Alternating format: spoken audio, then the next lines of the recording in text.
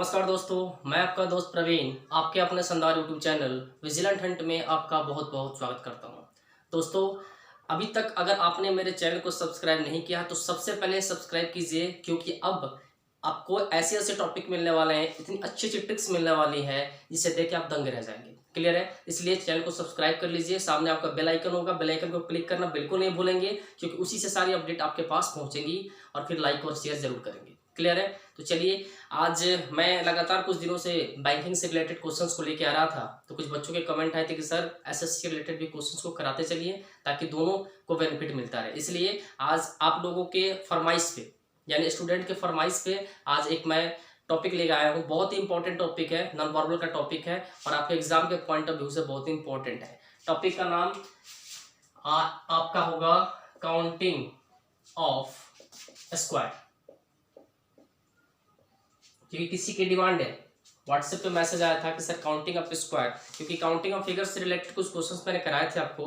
Counting of triangle मैंने बता दिया था, तो एक बच्चे ने मुझे कहा था कि सर काउंटिंग ऑफ स्क्वायर यानी वर्गों की गिनती कैसे की जाती है, थोड़ा इस पर फोकस करें और इसको बताएं। क्लियर है? तो आज हम टॉपिक से जो आपका डिस्कशन करने वाले हैं वो होगा काउंटिंग ऑफ स्क्वायर से रिलेटेड, यानी वर्गों की गिनती कैसे की जाती है। ठीक है, तो चलिए लेट्स स्टार्ट कि वर्गों की गिनती कैसे की जाएगी। सबसे पहले फोकस करना, बिल्कुल इजी में बताता चल रहा हूं, आप उसको ध्यान से देखते चलेंगे। अगर इसकी बात करूं कि कितना वर्ग है, ये कितने स्क्वायर हैं, तो आपको आसानी से बता सकते हैं कि सर ए स्क्वायर एक है। एक मिनट दोस्तों, हाँ दोस्तों, आप आसानी से बता दें कि सर ए स्क्वायर एक है, यानी एक स्क्वायर इसमें दिख रहा है। लेकिन जैसे ही मैं इसको इस पार्टीशन में करूंगा और अब मैं आपसे पूछूंगा कि आप मुझे बताओ कितने स्क्वायर होंगे, इसमें टोटल स्क्वायर कितने होंगे। तो देखो, बेसिक फार्मूला क्या कहता है? बेसिक तो बिल्कुल ये कहता है कि आप इसको काउंट करो। कैसे? एक स्क्वायर ये हो गया, एक स्क्वायर ये हो गया, ए स्क्वायर ये हो गया, एक स्क्वायर ये हो गया, यानी 4 स्क्वायर टोटल हो गए छोटे छोटे, और एक सबसे बड़ा वाला स्क्वायर हो जाएगा, यानी आप कहेंगे सर 5 स्क्वायर हो जाएगा। ठीक है, चलो ये तो मान लो आसान है। आसान इस सेंस में है कि आपको दिख रहा है कि यहाँ छोटा स्क्वायर हम इसको काउंट कर सकते हैं। लेकिन अगर यह स्क्वायर ऐसे बढ़ जाए,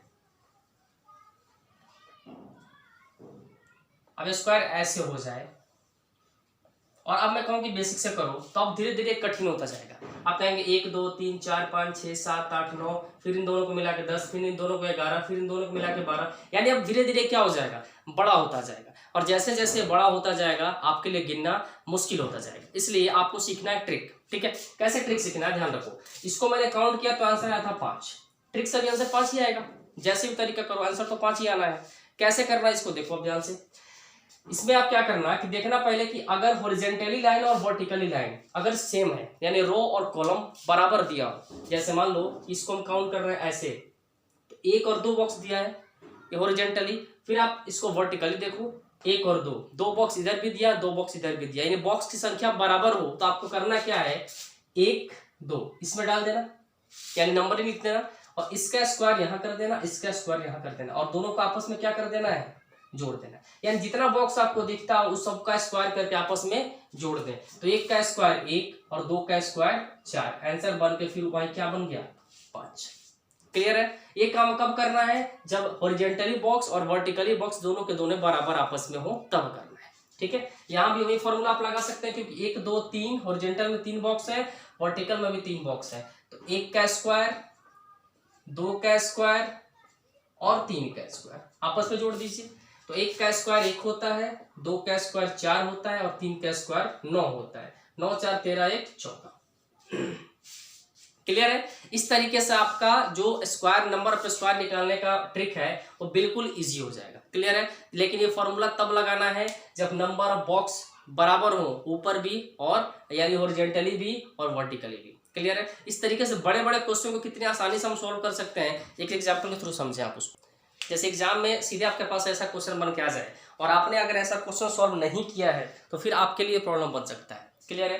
तो इस तरीके से क्वेश्चन को कैसे सॉल्व करना है इसको हमें सीखना है। तो मैंने क्या बताया कि आप पहले बॉक्स काउंट करो, 1 2 3 4, यहाँ हो गया 1 2 3 4 5, यहाँ क्या हो गया, यहाँ बॉक्स बराबर नहीं है। चलो कोई बात नहीं, बॉक्स बराबर नहीं तो उसको भी देखेंगे। अभी हम सिर्फ बॉक्स बराबर करके ही इसको कर लेते हैं कि कैसे बनता है।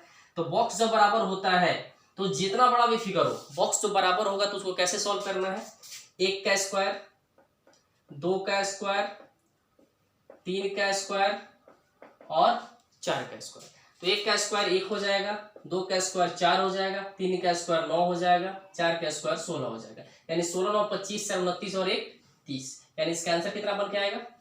30 बन के आएगा। अगर मान लीजिए इसी क्वेश्चन में एक बॉक्स इधर ऐड हो जाए और एक बॉक्स नीचे ऐड हो जाए, क्लियर? तो कितना फर्क पड़ेगा इस आंसर में? तो आंसर में फर्क यही पड़ेगा, 1 और 5 का स्क्वायर इसमें जुड़ जाएगा। फर्क तो पड़ेगा, अच्छा खासा फर्क पड़ेगा। एक बॉक्स इधर जोड़ने और एक बॉक्स इधर जोड़ने पर 1 2 3 4 5, 1 2 3 4 5 सीधे 25 बढ़ जाएगा। यानी 30 और 25 कितना हो जाएगा? 55 हो जाएगा। क्लियर है? तो जितना बड़ा भी क्वेश्चन हो, अगर बॉक्स बराबर है तो आप इस तरीके से डायरेक्टली इसको सॉल्व कर सकते हो विदाउट पेन और पेपर। सीधे लिखेंगे 1 4 9, जोड़ते जाना, आंसर आ जाएगा। इसकी जरूरत नहीं पड़ेगी। इस क्वेश्चन को सॉल्व करने की इसकी जरूरत है नहीं है। इन सबको मिटा देता हूं मैं। आप देखो तो कैसे कर सकते हो। देखना बॉक्स बराबर है 1 4 1 5 9 5 14 और 14 और इसके यहाँ क्या होगा? 14 और 16 30, 30 और 25 55, आंसर आ गया। इसकी जरूरत ही नहीं। आप क्लियर है? अब सवाल उठता है कि सर ये बराबर है तो ठीक है, जब बराबर नहीं होगा तब कैसे करेंगे इसको? तो उसको भी देख लेते हैं कि अगर बॉक्स बराबर ना हो तब उसको कैसे सॉल्व करना है, उसको भी देखिए। चलिए एक छोटा सा क्वेश्चन मैंने लिया है। इस क्वेश्चन में हमें बताना है कि स्क्वायर कितने होंगे, वर्ग कितने होंगे। सिंपल सी बात है कि यहाँ जो बॉक्स है ऊपर 3 है, इधर 2 है। तो फिर अगर बॉक्स बराबर नहीं होता है तो फिर क्वेश्चन को कैसे सॉल्व करना है? पहले सिंपली आप ये देखो, 1 2 3 4 5 6, उसके बाद ए बन के 1 स्क्वायर बन जाएगा 7, ए बन के इसका स्क्वायर बन जाएगा 8। ये बड़े वाले को तो काउंट हम नहीं कर पाएंगे क्योंकि वो रेक्टेंगल बन गया। ठीक है, तो इसमें आंसर कितना आ रहा है? 8। तो हमें बेसिक तो करना नहीं, एग्जाम में ट्रिक सीखना। ट्रिक सीखो कैसे करना है। सिंपल सी बात है, जब स्क्वायर बराबर होगा तो स्क्वायर करके जोड़ देंगे, बराबर नहीं होगा तो क्या करना है? देखो इसको लिखना 1 2 3, यानी इधर नंबरिंग डाल देना, इधर भी नंबरिंग डाल देना। क्लियर है? अब क्या करना है, लास्ट को लास्ट से मल्टीप्लाई, यानी 3 into 2। क्लियर? सेकेंड लास्ट से सेकेंड लास्ट, यानी 2 into 1।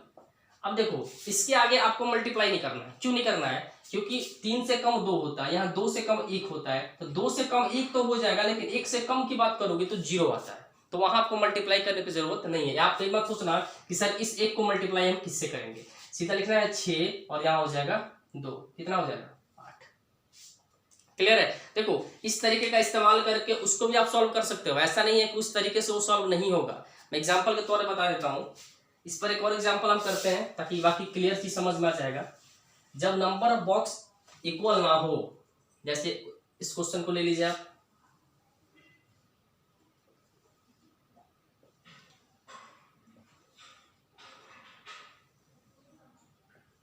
जैसे इस क्वेश्चन को आप ले लीजिए, इसका आंसर कितना आएगा? तो क्या करना है, बॉक्स बराबर तो नहीं है, तो 1 2 3 4, 1 2 3 मल्टीप्लाई कैसे करना है? लास्ट से लास्ट का, तो 4 into 3, क्लियर, 3 into 2 और फिर 2 into 1। बात समझ आ रहा है? यानी 4 के 12, 3 दूनी 6 और 2 एकम 2, 12 6 18 2 20, 20 इसका आंसर आएगा। ध्यान रखना है। यानी अब आपको देखो आप क्या कर रहे हो, 4 3 2 घटते क्रम में जा रहा है ना, यहाँ 3 2 1, 1 के बाद क्या आएगा? 0। तो उसे मल्टीप्लाई करो या ना करो, बात तो बराबर है। ठीक है, तो इस तरीके से अगर बराबर ना हो तो आप इस चीज को सॉल्व कर सकते हैं। अब सवाल उठता है कि सर इस तरीके से उसको सॉल्व कर सकते हैं कि नहीं जिसमें बॉक्स बराबर होते हैं? बिल्कुल कर सकते हैं। आप देखिए ध्यान से, मैं दिखा रहा हूं कि कैसे कर सकते हैं। अगर मान लो कि ये क्वेश्चन था जिसमें आपके 3 बॉक्स बने हुए थे, अब सवाल उठता है कि सर अगर ये इक्वल है तो इसमें वो फॉर्मूला लागू होगा या नहीं होगा? बिल्कुल होगा। 1 2 3, यहाँ है 1 2 3, 3 से 3 का मल्टीप्लाई करोगे तो 3 का स्क्वायर 9, 2 से 2 मल्टीप्लाई करोगे 2 का स्क्वायर 4, और 1 से 1 का मल्टीप्लाई करोगे तो 1 का स्क्वायर 1, 9 4 13 1 14। वही बात तो यहाँ भी है। लेकिन मैं कह रहा हूं कि अगर बॉक्स बराबर है तो आपको इतना करने की जरूरत ही नहीं है। बॉक्स बराबर नहीं है तब आप मल्टीप्लाई करो, अगर बराबर है तो आराम से उसका स्क्वायर करके जोड़ दो। क्लियर है?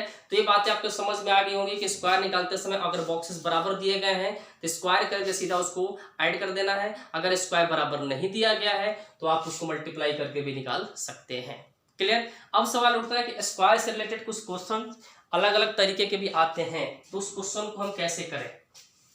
तो चलिए देखते हैं कुछ अलग तरीके के क्वेश्चंस जो स्क्वायर से रिलेटेड बन के आपके एग्जाम में आते हैं। चलिए यह सवाल आपके सामने बन के आया है। देखो देखने में कुछ नहीं लग रहा है, लेकिन अगर आप ध्यान से इस क्वेश्चंस को नहीं करेंगे तो गलतियां होने के चांस आपके जो होंगे बहुत ज्यादा बढ़ जाएंगे। क्लियर है? क्वेश्चन को ध्यान से देखिए।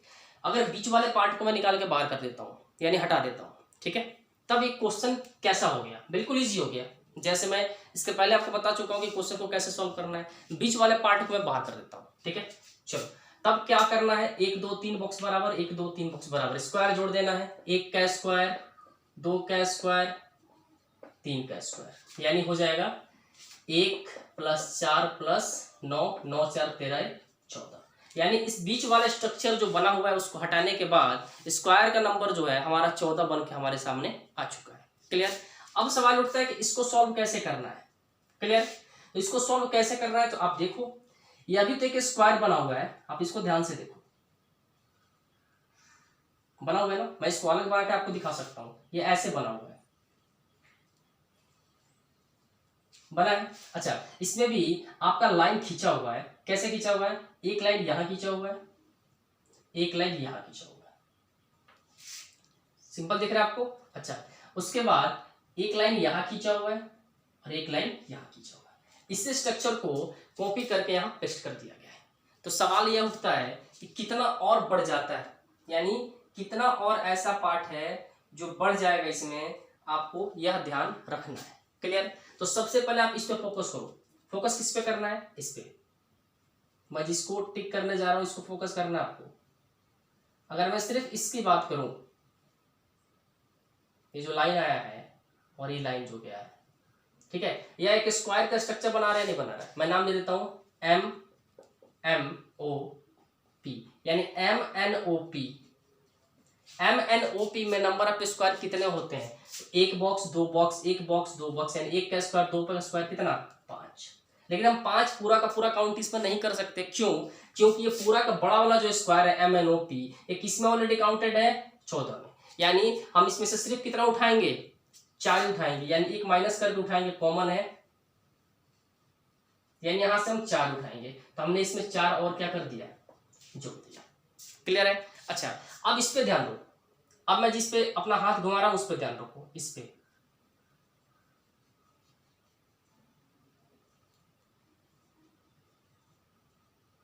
ये अभी तक स्क्वायर बना रहा है, इस स्क्वायर, यानी ये जो स्क्वायर है, यहां ध्यान रखो, ये जो स्क्वायर बना हुआ है ये भी तो स्क्वायर बन रहा है, 1 2 1 2 बराबर है, तो 1 का स्क्वायर और 2 का स्क्वायर कितना, 5। यानी मैं इसका नाम देता हूं WXYZ, यानी WXYZ में कितना बन रहा है, 5। इस 5 को भी हम यहाँ क्या कर देंगे, जोड़ देंगे।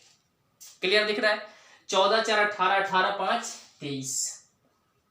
यानी आपको इस चीज का ध्यान रखना है, अगर थोड़ी सी भी आप गलती करते हैं, छोटी सी भी गलती आप करते हैं, तो पूरा का पूरा आपका सिस्टम जो क्रैश कर जाएगा। यानी आपका स्क्वायर जो आपने पढ़ा इतने अच्छे तरीके से, वो पूरा का पूरा वहीं पे रखा रह जाएगा, क्वेश्चन आप गलती कर देंगे। ठीक है, देखो कैसे करना है।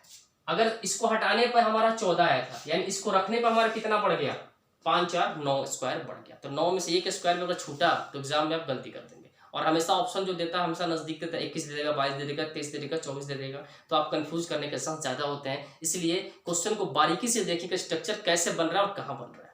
क्लियर है? चलिए ऐसा ही क्वेश्चन एक और देखते हैं। चलिए दोस्तों, एक स्ट्रक्चर आपके सामने ऐसा बन क्या है, लाइन थोड़ी टेढ़ी हो सकती है क्योंकि हाथ चल रहा है, मशीन नहीं चल रहा है, इस पर केयर आप नहीं करेंगे, बस स्ट्रक्चर को समझना है, क्वेश्चन को सॉल्व करना है। ऐसे क्वेश्चन को सॉल्व करने के लिए हमें क्या करना है, तो मैं सजेस्ट ये करूंगा, ठीक है, फिगर को देख के आप ये नहीं समझेंगे, मैं सिर्फ यही बता रहा हूँ आपको, स्क्वायर निकालना ही सिखा रहा हूँ। फिगर अगर रेक्टेंगल जैसा बन गया है तो उस पर फोकस नहीं करेंगे, एग्जाम में स्क्वायर जैसा बन के आएगा क्योंकि प्रिंटेड होता है, कंप्यूटर से बना होता है। क्लियर? मैं क्या कह रहा हूँ कि सबसे पहले आप सॉल्व करो अंदर वाले को, यानी मेरा सजेशन है, आप बाहर वाला भी कर सकते हैं, आपकी मर्जी है, लेकिन सबसे पहले आप अगर मुझे फॉलो कर रहे हैं तो मैं सिखा रहा हूँ उसको सीखो। सबसे पहले अंदर वाले को सॉल्व करें। मैं एक नाम दे देता हूँ MNOP। क्या हुआ है, एक बॉक्स दो बॉक्स बराबर है, एक बॉक्स दो बॉक्स बराबर है, तो MNOP में नंबर ऑफ स्क्वायर कितने हो जाएंगे, आपको पता है 5 होंगे या नहीं होंगे, बिल्कुल होंगे।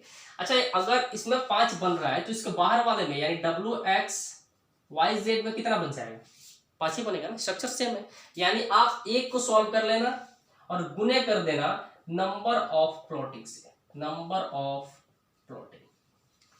क्लियर है, नंबर ऑफ प्लॉटिंग का मतलब कितने प्लॉट इसमें है, 1 2 3 4 और 5, यानी 5 प्लॉट बने हैं, तो 5 × 5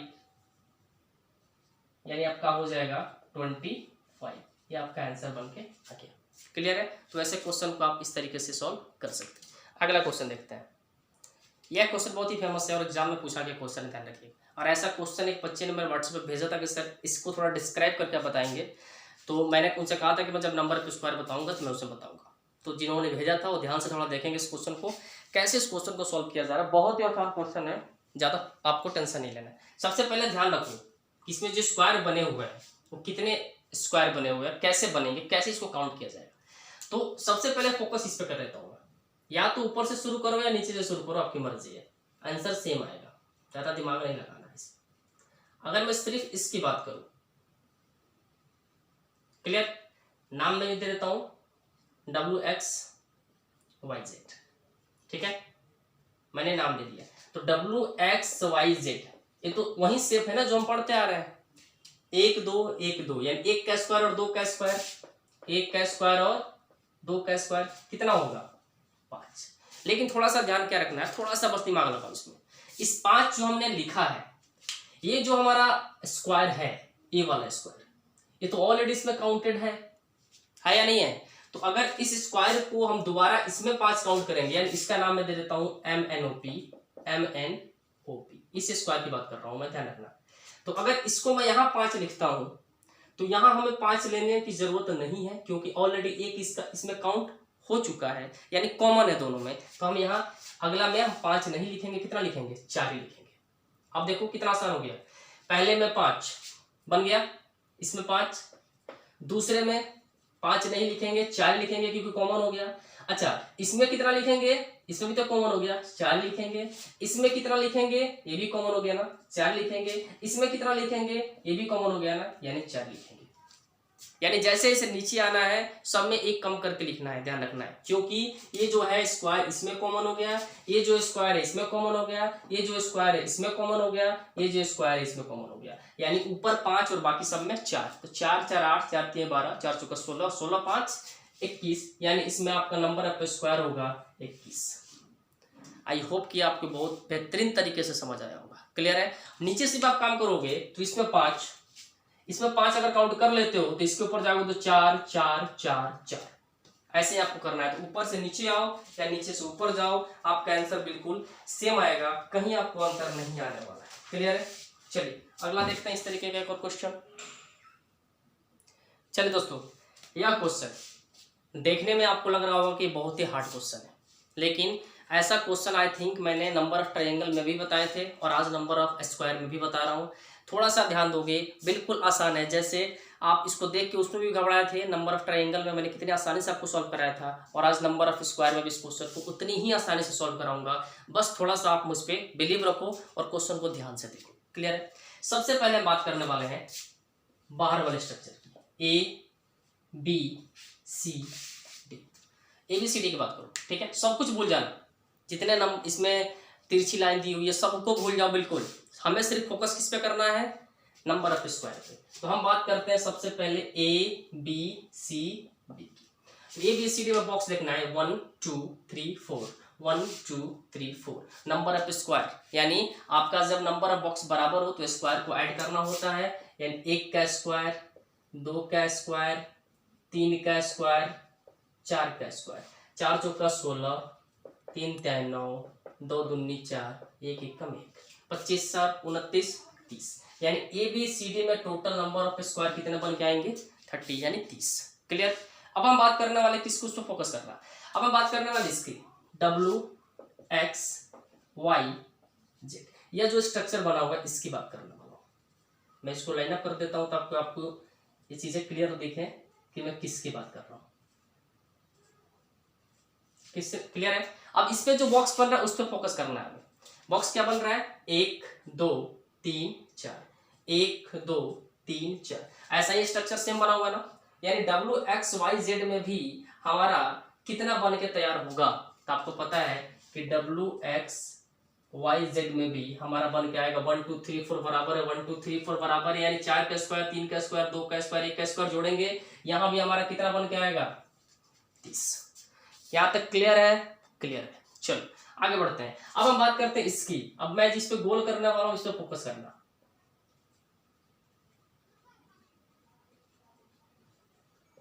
मैं जिस पे गोला कर रहा हूं इस पे अपनी नजर टिकाओ। 1 और 2 ये तो काउंट कहीं नहीं हुआ है, और 1 और 2 जो है इधर से भी है, इधर से भी है, इधर से भी है। मैं कह सकता हूं कि 2 गुने 4। देखो वीडियो ध्यान से देखना, मैं लिख नहीं रहा हूं नाम।